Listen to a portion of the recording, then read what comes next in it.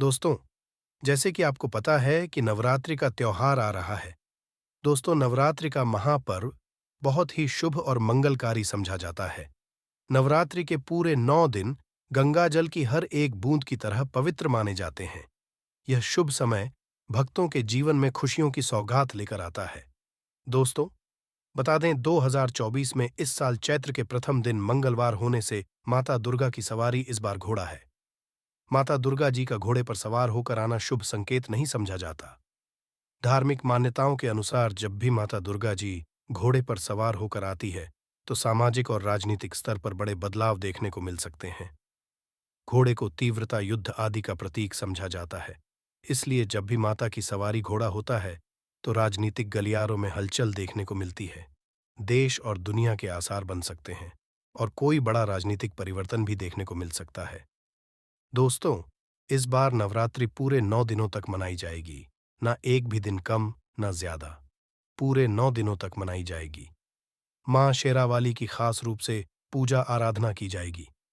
चैत्र नवरात्रि का महापर्व इस बार 2024 में 9 अप्रैल दिन मंगलवार से शुरू होकर 17 अप्रैल बुधवार के दिन समाप्त होंगे। ऐसे में चैत्र नवरात्रि पर माता दुर्गा जी की कृपा पाने के लिए कलश स्थापना का शुभ मुहूर्त है। 9 को सुबह 6:02 से 10:16 के बीच कलश स्थापना का शुभ मुहूर्त रहेगा। मुहूर्त में की गई पूजा बहुत ही शुभ मानी जाती है। इससे समस्त देवी देवताओं की कृपा हासिल होती है और पूजा पाठ का फल कई लाख गुना हासिल होता है। ऐसे में जो व्यक्ति नवरात्र आने से पहले घर से ये चीजें हटा देता है, तो उसके घर में मां वैष्णव जी का होगा, आगमन माता लक्ष्मी जी का होगा, माता शेरों वाली आपकी खुशियों से भर देंगी। इसीलिए नवरात्रि आने से पहले घर से ये चीजें फौरन हटा दें। दोस्तों, आज हम कुछ ऐसे ही गलतियों के बारे में जानेंगे जो यदि आपके घर में भी होती है, तो माता लक्ष्मी कभी नहीं करती।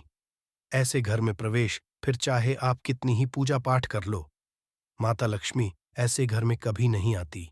ऐसे घर से देवी देवता भी सदैव रहते हैं नाराज। दोस्तों, पूरी जानकारी को देखने के लिए इस वीडियो को अंत तक जरूर देखें। सच्ची श्रद्धा से कमेंट बॉक्स में लिखें, हर हर महादेव, ओम नमः महादेव के लिए। ये लाइक तो बनता है। दोस्तों, सबसे पहले नवरात्रि के पहले ही मंदिर की अच्छी तरह से साफ सफाई कर लें। मंदिर के अंदर यदि पुरानी मालाएं हैं, टूटी फूटी मूर्तियां हैं, उसके साथ ही खाली माचिस के डिब्बे रखे हुए हैं, तो उन्हें बाहर फेंक दें तथा टूटी मूर्ति को किसी नदी में प्रवाहित कर दें। घर में छोटे बच्चों को नवरात्रि का व्रत, इससे उनकी जान को खतरा हो सकता है, क्योंकि इसमें शरीर को अधिक शक्ति की जरूरत होती है। माता शेरावा की तस्वीर यदि कांच के फ्रेम की है और वो कांच हल्की सी यदि टूटी हुई हो, तो ऐसे कांच को बदलवा ले या ऐसी तस्वीर को जल में विसर्जित कर दे। टूटी मूर्ति की पूजा करने से, टूटी तस्वीर की पूजा करने से आपकी श्रद्धा, भक्ति, व्रत आदि सब टूट जाता है। आपका व्रत खंडित हो जाता है। दोस्तों, नवरात्रि के 9 दिन बहुत ही पवित्र होते हैं। नवरात्रि के 9 में आचार्य विचार और घर को साफ सुथरा और पवित्र रखना अति आवश्यक है। इसीलिए कि 9 दिनों में ब्रह्मचार्य का पालन किया जाता है और तामसिक भोजन ग्रहण नहीं किया जाता। नवरात्रि के 9 दिनों में माता रानी के भक्तों को प्याज, लहसुन, मांस, मदिरा और अंडे से दूर रहना चाहिए। अधिकतर भक्त इन नियमों का पालन भी करते हैं, किंतु वो एक गलती कर बैठते हैं। वो नवरात्रि के 9 दिनों में अपने घर इन अपवित्र चीजों को रख लेते हैं। ऐसा भूल कर करना चाहिए। भागवत पुराण के अनुसार नवरात्रि के 9 दिनों तक माता रानी अपने भक्तों के घर में वास करती है।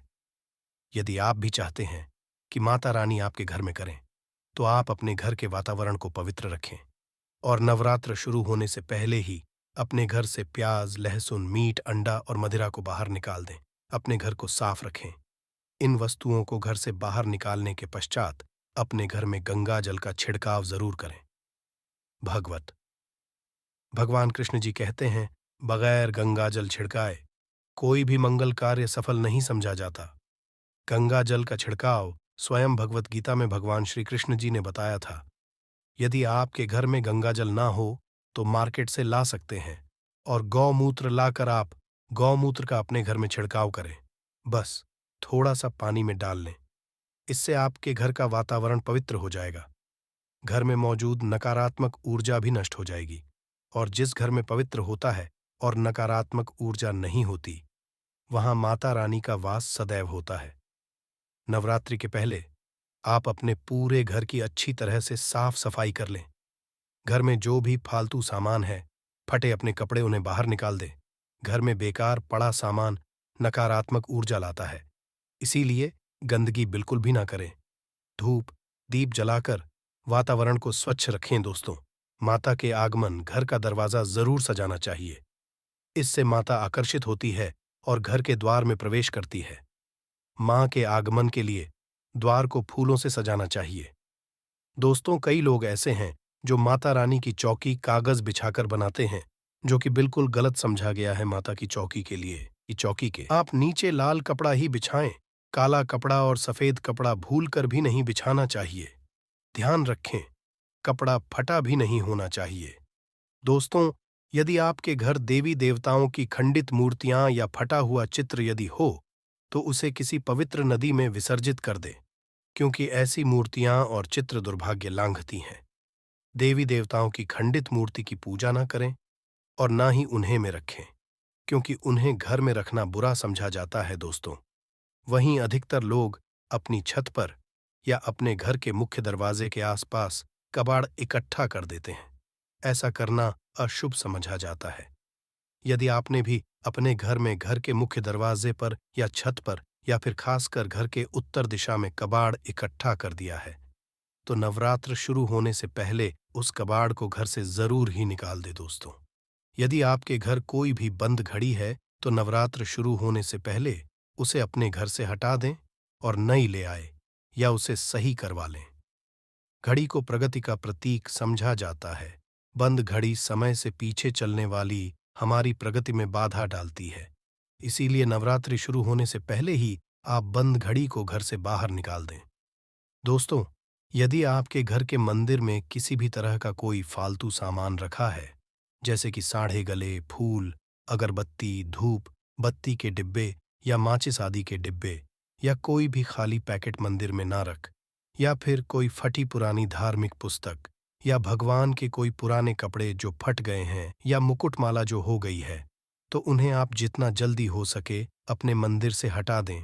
नवरात्र से पहले आप अपने मंदिर की ओर मंदिर के आसपास की साफ सफाई जरूर ही करें। तभी माता रानी की चौकी स्थापित करें।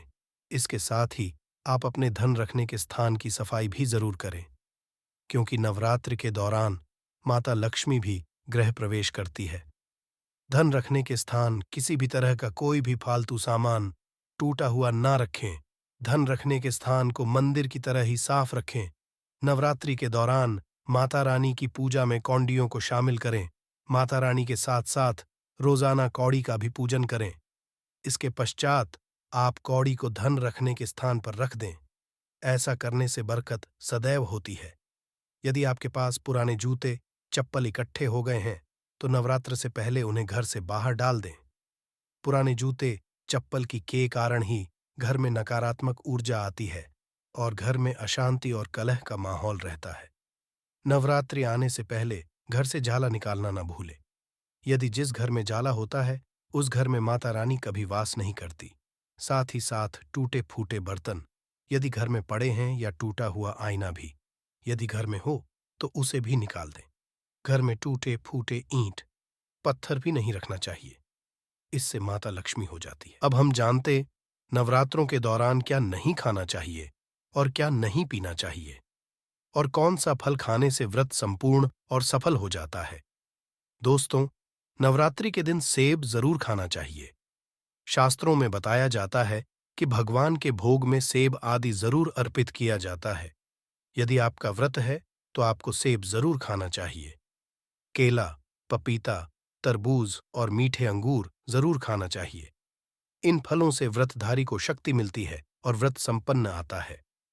शास्त्रों में बताया जाता है कि नवरात्रों के दिनों में सीताफल जरूर खाना चाहिए। सीताफल खाने से 10 ऐसी बीमारियां हैं जो खत्म हो जाती हैं। समझा जाता है कि नवरात्रों के दिनों में सीताफल का घर में प्रवेश होना बड़ा ही शुभ समझा गया है। सीताफल खाने से नवरात्रि का व्रत सफल हो जाता है। क्योंकि इसमें माता सीता का आशीर्वाद मिला हुआ होता है। नवरात्रि के दौरान इसे जो भी खाता है उसे दुखों का नहीं करना पड़ता। सीताफल जरूर खाना चाहिए दोस्तों। नवरात्रों में वृद्धधारी को डब्बा बंद लस्सी डब्बा बंद जूस नहीं पीना चाहिए। उसमें कई केमिकल मिले होते हैं जिसके कारण आपका व्रत टूट सकता है। जब भी आप फलों का जूस पिए तो याद रखें, उसमें नमक ना डालें, नहीं तो व्रत टूट जाएगा। साथ ही साथ जूस में बर्फ भी नहीं डालना चाहिए। फलों का सादा जूस पीने से व्रत सफल होता है। नवरात्रि के दौरान सिंघाड़े का आटा या कुत्तों का आटा खाने से पहले ये देख ले कि आटा पुराना नहीं होना चाहिए, क्योंकि पुराने आटे में कीड़े वगैरह पड़ जाते हैं जिसके कारण आपका व्रत टूट सकता है। क्योंकि ये छोटे छोटे कीड़े हमें दिखाई नहीं देते और आपके मुंह तक पहुंच जाते हैं। ऐसा आटा खाना मतलब कीड़े मकोड़े का मांस खाने के बराबर समझा गया है दोस्तों। नवरात्रि के दौरान आप शाम के समय खाने में दही ले सकते हैं, आलू खा सकते हैं, साबूनदाने की टिक्की खा सकते हैं, साबूनदाने की और आलू के पापड़ भी खा सकते हैं। कई सब्जियां तो ऐसी हैं जो नवरात्रि के दौरान भोजन में शामिल कर सकते हैं। इससे आपको एनर्जी मिलेगी और व्रत सफल हो जाएगा। नवरात्रि के दौरान आप दूध पी सकते हैं जो आपको ताकत देगा। चाय वगैरह भी पी सकते हैं, किंतु याद रहे उसमें नमक न डाले।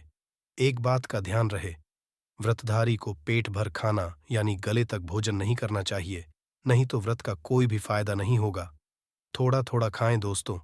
नवरात्रि के 9 दिन आदि शक्ति मां दुर्गा को समर्पित होते हैं। नवरात्रि के 9 दिन माता रानी के 9 अलग अलग स्वरूपों का पूजन किया जाता है। नवरात्रि के 9 दिनों में माता रानी को अलग अलग स्वरूप के हिसाब से अलग अलग पुष्प अलग अलग भोग अर्पित किया जाता है। किंतु क्या आप जानते हैं कुछ ऐसी वस्तुएं जिन्हें नवरात्रि के दौरान भूल कर भी माता रानी को अर्पित नहीं करना चाहिए। यदि इन वस्तुओं आप गलती से भी माता रानी को अर्पित कर देते हैं तो आपको व्रत और पूजन का पूर्ण लाभ नहीं होगा। इसीलिए माता रानी की कृपा हासिल करने के लिए आपको ये जानना अति आवश्यक है कि वो कौन सी ऐसी वस्तु है जो माता रानी के पूजन में भूलकर भी उपाय नहीं करना चाहिए। तो आइए मां का जयकारा लगाते हुए वीडियो को शुरू करते हैं दोस्तों। नंबर 1, नवरात्र के दौरान शादीशुदा महिलाओं को सफेद कपड़े पहनकर पूजा पाठ नहीं करना चाहिए। साथ ही साथ कपड़े भी नहीं पहनना चाहिए। इससे पूजा, व्रत आदि खंडित हो जाती है। माता की चौकी आप लगाए तो उसके नीचे कागज नहीं लगाना चाहिए। माता की चौकी सदैव लाल कपड़ा बिछाकर ही बनाना चाहिए। सदैव याद रहे, नवरात्रों के 9 दिनों तक व्रतधारी को अपना आसन माता की चौकी के आगे ही लगाना चाहिए और वहीं पर आपको सोना चाहिए। मंदिर को नवरात्रि के दौरान अकेले नहीं छोड़ा जाता। बहुत ही अशुभ जाता है। इससे दुर्गा माता नाराज हो जाती है और सदैव के लिए चली जाती है। दोस्तों, नंबर 2, नारियल हिंदू धर्म में नारियल को समृद्ध धन, श्रद्धा और सम्मान का सूचक समझा जाता है। नारियल को श्रीफल भी कहा जाता है। नारियल को सुख समृद्धि में वृद्धि करने वाला समझा जाता है। नारियल का हर मांगलिक कार्य में खास महत्व होता है।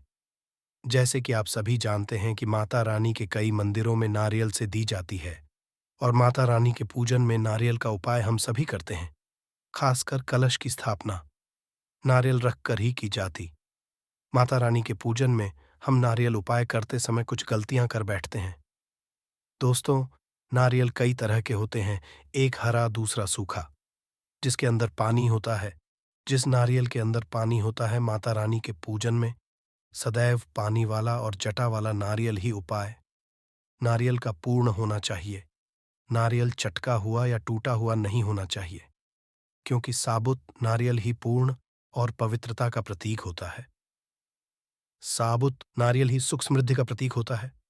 साबुत नारियल को ही श्रीफल यानी कि मां लक्ष्मी का फल कहा जाता है।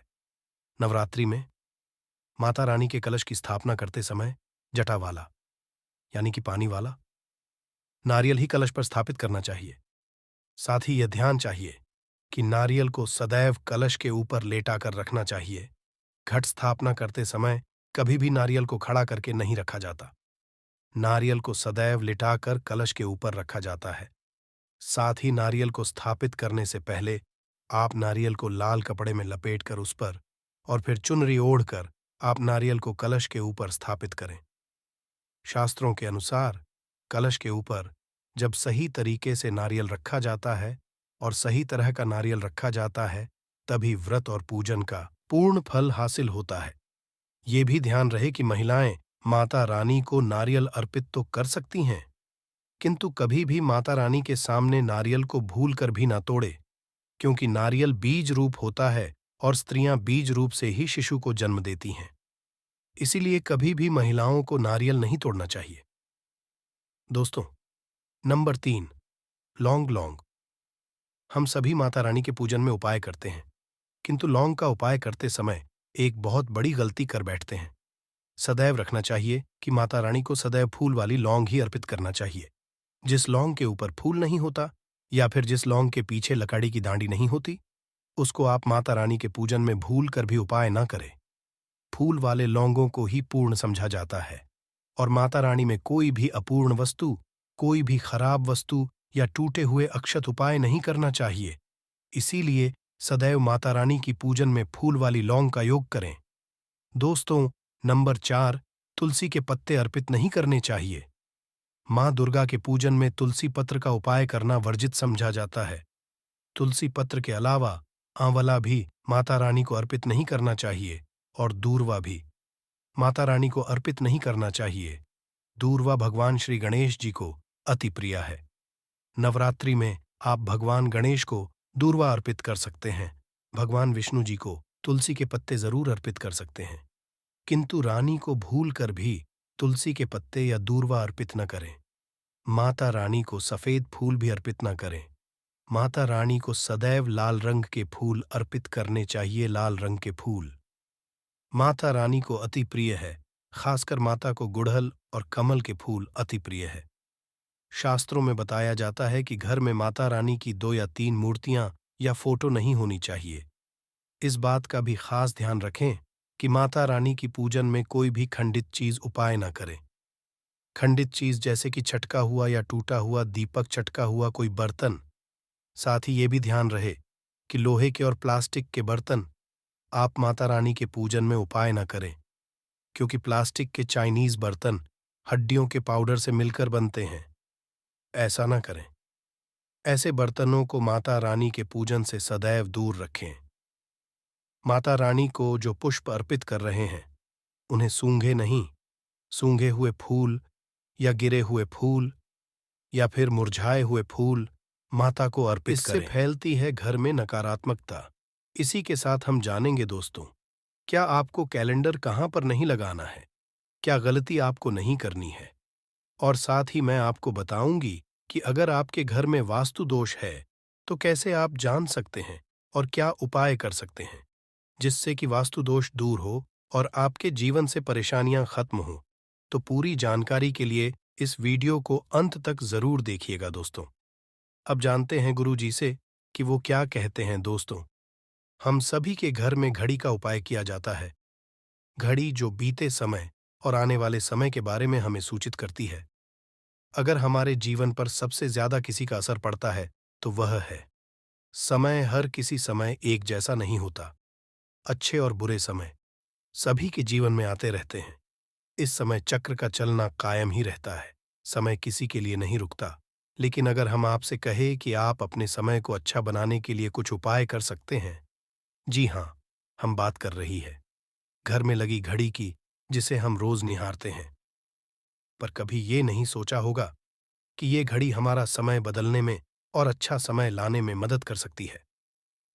दोस्तों, हम बार जीवन में छोटी छोटी चीजों को नजरअंदाज कर देते हैं, लेकिन वहीं कुछ चीजें हमारे भाग्य पर अच्छा बुरा असर डालती हैं। घड़ी की ही तरह घर में और भी कुछ चीजें हैं जो आपके वास्तु दोष का कारण बनती है और आपकी परेशानी की वजह बनती है। तो आइए पहले जान लें, क्या आपको अपने घर में वास्तु दोष के बारे में कैसे पता लगता है और किस तरह से आप बड़ी ही आसानी से इसे कर सकते हैं। दोस्तों, वास्तुशास्त्र के अनुसार किसी भी घर में वास्तु दोष होने से सुख, शांति और पारिवारिक उन्नति में बाधा पैदा होती है। वास्तु दोष के कारण पनपने वाली नकारात्मक ऊर्जा से व्यक्ति के भाग्य पर बुरा असर पड़ता है। साथ ही घर के लोगों को कई तरह की परेशानियों का सामना करना पड़ता है दोस्तों। शास्त्रों के अनुसार अगर हम ये छोटे-मोटे उपाय कर लें, तो अपने घर नेगेटिव एनर्जी से छुटकारा पा सकते हैं। तो आइए जानते हैं। लेकिन उससे पहले दोस्त आपसे रिक्वेस्ट है कि वीडियो को लाइक करें, अपने दोस्तों के साथ शेयर करें और अगर आपने अभी तक चैनल को सब्सक्राइब नहीं किया, तो सब्सक्राइब करके बेल आइकॉन ज़रूर प्रेस कर लें दोस्तों। नंबर 1, जीवन में तरक्की पाने के लिए रोज पहली रोटी गाय को दें, पीपल को जल चढ़ाएं और चींटियों को मिला आटा दे। तांबे के लोटे में जल लाल चंदन मिलाकर रात को अपने सर के पास रखकर सो जाए। सुबह उस जल को तुलसी को चढ़ा दें। ऐसा करने से आपकी परेशानियां धीरे धीरे दूर हो जाएंगी। नंबर 2, वास्तु के मुताबिक अगर आपके घर में तिजोरी है और आप उसके सामने शीशा लगा दें, तो इससे धन में बरकत होती है। व्यापारी लोग अपने कैश बॉक्स के सामने शीशा लगाएं, इससे आपके ग्राहक बढ़ेंगे दोस्तों। 3, झाड़ू पोछा कभी भी खुले में नहीं रखना चाहिए, इन्हें हमेशा छिपाकर रखना चाहिए और झाड़ू कभी भी रसोई में नहीं रखनी चाहिए। नंबर 4, शौचालय का दरवाजा हमेशा बंद होना चाहिए। माना जाता है कि घर की नकारात्मक ऊर्जा शौचालय में ही बात करती है। ऐसे में अगर शौचालय का दरवाजा खुला रहता है, तो नकारात्मक ऊर्जा आपके घर में प्रवेश करती है। घर में सुख शांति के लिए कपूर को घी में डूबाकर सुबह शाम जलाना चाहिए। इससे घर में वास्तु दोष भी कम होता है और रह रहे सदस्यों के जीवन की परेशानियां दूर होती हैं। दोस्तों, नंबर 6, दुर्घटना से बचने के लिए शाम को हनुमान चालीसा के बाद कपूर जरूर जलाना चाहिए। नंबर 7, घर में जिस जगह वास्तु दोष हो वहां कपूर की 2 टीकियां रखें। खत्म हो जाने के बाद वहां दोबारा इसे रखें। नंबर 8, अस्त के बाद कभी भी किसी को दूध, दही या प्याज नहीं देना चाहिए, ये भाग्य में बाधक भी बन सकता है। नंबर 9, घर के मुख्य द्वार पर कूड़ादान कभी भी न रखें। नंबर 10, घर में टूटा हुआ शीशा कभी भी नहीं होना चाहिए। नंबर 11, अच्छे भाग्य के लिए सुबह नहाते समय पानी में थोड़ा सा कपूर का तेल मिलाएं। शनिवार को चमेली का तेल भी मिला सकते हैं। नंबर 12, लक्ष्मी की कृपा पाने के लिए रोज रात को रसोई अच्छी तरह से साफ करके चांदी की कटोरी में कपूर और लौंग जलाएं। यह प्रक्रिया रोज की जाए तो घर में बरकत बनी रहती है और मां लक्ष्मी जल्द ही ऐसे घर से आकर्षित होती है। ऐसे घरों से नकारात्मकता हमेशा दूर रहती है। दोस्तों, नंबर 13, घर के सोने वाले कमरे में पौधे नहीं लगानी चाहिए, इससे आपके ऊपर नकारात्मक असर हावी हो सकता है। नंबर 14, घर में पौधे लगाते समय पानी में सेंधा नमक डालें। सादे नमक का भी आप उपयोग कर सकते हैं, लेकिन दोस्तों ज्यादा फलदायी होता है। आपको शुभ फल जल्द ही हासिल होंगे। दोस्तों, घड़ी की सही दिशा आपके जीवन को भी सही रास्ता दिखाने में मदद कर सकती है। इसके अलावा कैलेंडर को किस जगह लगाना चाहिए और किस जगह पर नहीं, ये भी हम जानेंगे। सबसे पहली बात जिसकी हम बात करेंगे वो है दोस्तों, घड़ी का आकार यानी घड़ी की शेख। दोस्तों, शास्त्र के अनुसार गोलाकार की घड़ी या अंडाकार घड़ी सबसे उत्तम मानी जाती है, पर आजकल देखा जा रहा है कि बाजार में कई तरह की घड़ियां मौजूद हैं, जिसमें घर के सदस्य या भगवान की तस्वीरें और फोटो भी लगी होती है। लेकिन दोस्तों, आपको बता दें कि घड़ी के साथ तस्वीरें लगाना बिल्कुल भी सही नहीं है। इससे आपके घर के सदस्यों के जीवन पर समय का असर देखने को मिल सकता है। और की तस्वीर घड़ी में बिल्कुल भी नहीं लगानी चाहिए, क्योंकि भगवान की तस्वीर को रोज धूप, दीप, अगरबत्ती और पूजन की आवश्यकता होती है और घड़ी तो कई महीनों तक धूल में पड़ी रहती है। इससे भगवान का अपमान होता है और यह शुभ नहीं माना जाता। हो सके तो घड़ी का आकार गोल और अंडाकार ही पसंद है। घड़ी का गोल या अंडाकार बोना हमारी पृथ्वी के आकार को दर्शाता है, जो को और घड़ी में नुकीले कौन होते हैं और वास्तु के अनुसार नुकीली चीजें नकारात्मक ऊर्जा का संचार करती हैं। दोस्तों, अगली बार जिसका आपको ख्याल रखना है वो ये है कि घड़ी को स्वच्छ रखें, साफ सफाई का ध्यान रखें, धूल ना जमा होने दें और कहीं से भी घड़ी टूटी फूटी नहीं होनी चाहिए। दोस्तों, जैसा कि हम सभी चाहते हैं कि हमारे जीवन में सब अच्छा और बेहतर होता रहे, तो उसके लिए हम खुद को संवारे रखते हैं, नए कपड़े और नए आभूषण पहनते हैं। उसी तरह अपने घर की घड़ी को स्वच्छ और नए जैसा ही रखना चाहिए। ये कहीं से भी टूटी फूटी नहीं होनी चाहिए। समय समय पर घड़ी पर छड़ी धूल और जालों को साफ करते रहें, जिससे आपका भाग्य भी धुंधला नहीं पड़ेगा। दोस्तों, कई घरों में आदत होती है कि पुरानी गाड़ी को बनवा कर ही चलाते रहते हैं। एक जगह नई घड़ी आई तो पुरानी किसी और जगह लगा देते हैं। कृपया ध्यान रखें, घर में पुरानी या फिर टूटी हुई या धूल चढ़ी हुई और बंद गाड़ी तो बिल्कुल भी ना रखें। क्यों? इससे घर में नकारात्मकता और दरिद्रता का वास होने लगता है। बंद पड़ी घड़ी को घर में रखने से व्यक्ति के जीवन में नए अवसर नहीं आते और वो अपने कार्य में सफलता हासिल नहीं कर पाता। अगली बार जिसका आपको ध्यान रखना है वो है घड़ी की सही दिशा। घड़ी को कभी भी दक्षिण दिशा में नहीं लगाना चाहिए। दक्षिण दिशा यमलोक की दिशा मानी जाती है। काल का अंतिम चक्र यहीं से शुरू होता है। इसीलिए वास्तुशास्त्र में इस दिशा को घड़ी के लिए अशुभ माना गया है। घर में घड़ी को उत्तर दिशा, पूर्व दिशा या पश्चिम दिशा में आप लगा सकते हैं, लेकिन ध्यान रखें कि घड़ी को कभी भी मुख्य द्वार, कमरे के दरवाजे या आने जाने के लिए उपयोग किए जाने वाले दरवाजे के ऊपर कभी भी नहीं लगाना चाहिए। इससे समय का असर आपके आने जाने की गति और दिनचर्या पर पड़ सकता है। दोस्तों, घड़ी के साथ कैलेंडर का भी ध्यान रखें। जहां घड़ी समय का चिन्ह है, तो वहीं कैलेंडर उससे जुड़ी तारीखों का लेखा जोखा बताता है। कैलेंडर को पूर्वी और उत्तरी दिशा की दीवार पर कभी भी नहीं लगाना चाहिए। ये इससे वास्तु दोष उत्पन्न होता है। और कृपया करके अपने घरों में नए कैलेंडर के साथ पुराना कैलेंडर कभी भी ना लगाएं। दोस्तों, घड़ी और कैलेंडर दोनों ही आने वाले समय के सूचक हैं, जो आगे बढ़ने की प्रेरणा देते हैं। उन्हें समय के अनुसार ही लगाना चाहिए। इस बात का हमेशा ध्यान रखें कि घड़ी का समय हमेशा सही होना चाहिए।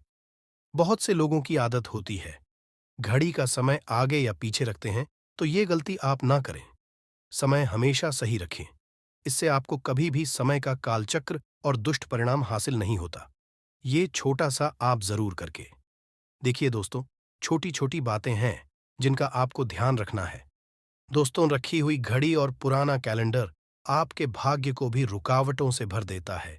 इसीलिए वक्त के साथ आगे बढ़ते रहने के लिए घड़ी और कैलेंडर को बदलते रहिए और कैलेंडर को कभी भी अपने सोने के कमरे में ना लगाएं, ना ही इसे कभी मुख्य द्वार पर टांगे। ये शुभ नहीं माना जाता। पुरानी घड़ी को दान में देना शुभ माना जाता है। इससे आपके जीवन से बुरा समय निकल जाता है। इसीलिए अगर आपके घर में कोई पुरानी घड़ी है जो टूटी फूटी ना हो और खराब ना हो, तो वो आप किसी जरूरतमंद को दान में जरूर दें। दोस्तों, हमारे हिंदू संस्कृति में प्रत्येक घर में प्रतिदिन पूजा पाठ करने की परंपरा है और इसके लिए सभी अपने घरों में अपने आराध्य का छोटा सा ही क्यों ना हो, परंतु एक मंदिर अवश्य ही बनाते हैं। नियमित पूजा पाठ करने से न सिर्फ मानसिक शांति मिलती है, बल्कि पूरे घर में सकारात्मक ऊर्जा भी व्याप्त हो जाती है। परंतु यह बात भी सच है कि पूजा पाठ करने के कुछ नियम भी होते हैं, जिन्हें यदि हम कर देते हैं तो हमें हमारी पूजा का पूरी तरह से फल हासिल नहीं होता। पूजा करने के नियम प्राचीन काल से ही चले आ रहे हैं, जो कि एक ठोस धरातल पर आध्यात्मिक और वैज्ञानिक दोनों ही दृष्टिकोण से ध्यान में रखकर बनाए गए हैं। इसलिए हमें इन नियमों को बिल्कुल भी अनदेखा नहीं करना चाहिए। ऐसा ही एक महत्वपूर्ण नियम है नाद, यानी कि पूजा करते समय हम जब घंटी बजाते हैं, उसे बजाने के लिए शास्त्रों कुछ नियम निर्धारित किए गए हैं। शास्त्रों में देवताओं के सामने घंटी बजाने का बहुत अधिक महत्व बताया गया है, जिसे हम इस कृष्ण श्लोक के द्वारा समझ सकते हैं। आगम अर्थमतु देवानाम गमन अर्थम तु राक्षसाम घन्यथा रावम करुमियादो।